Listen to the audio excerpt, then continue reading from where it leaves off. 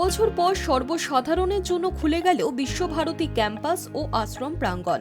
করোনাকালে বিদ্যুৎ চক্রবর্তীর আমলে জারি হওয়া নিষেধাজ্ঞা তুলে দিলেন নতুন উপাচার্য প্রবীর কুমার ঘোষ।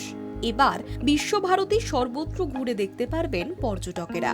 শান্তিনিকেতন গেলে আর শুধু রবীন্দ্র ভবনই নয়, বিশ্বভারতী ক্যাম্পাস ও আশ্রম প্রাঙ্গণের সব জায়গায় ঘুরে দেখতে পারবেন পর্যটকরা।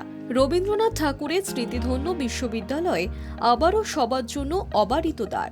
সাধারণ মানুষ ও পর্যটকদের জন্য পুরোপুরি খুলে গেল UNESCO living world heritage site. বিশ্বভারতীর উপাচার্য জানিয়েছেন, এমনিতেই পর্যটকদের আকর্ষণের কেন্দ্রে থাকে বিশ্বভারতী। ওয়ার্ল্ড হেরিটেজ তকমা পাওয়ার পর সেই গুরুত্ব আরও বেড়েছে। সে কথা মাথায় রেখেই যাবতীয় সিদ্ধান্ত নেওয়া হয়েছে।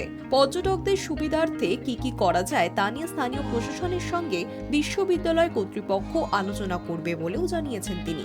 পাশাপাশি তিনি এও জানিয়েছেন, this is world heritage, living heritage. খালি হেরিটেজ নয়, হেরিটেজটা রক্ষা করতে হবে, সেটা মেইনটেইন করতে হবে, ট্যুরিজমের সঙ্গে লিংক আপ করতে হবে। কাল অ্যাপ্রুভাল দিয়ে এসেছি, সব খোলা হোক।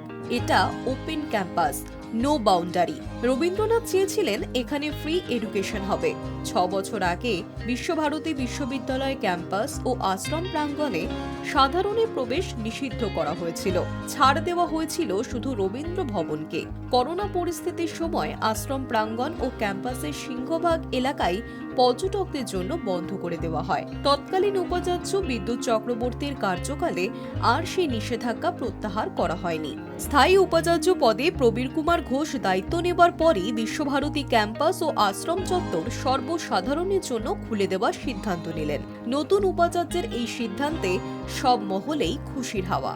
মুক্ত শিক্ষার মশাল হিসেবে পরিচিত বিশ্বভারতী সর্বসাধারণের জন্য খুলে যাওয়ায় খুশি আশ্রমিকরাও। High news network.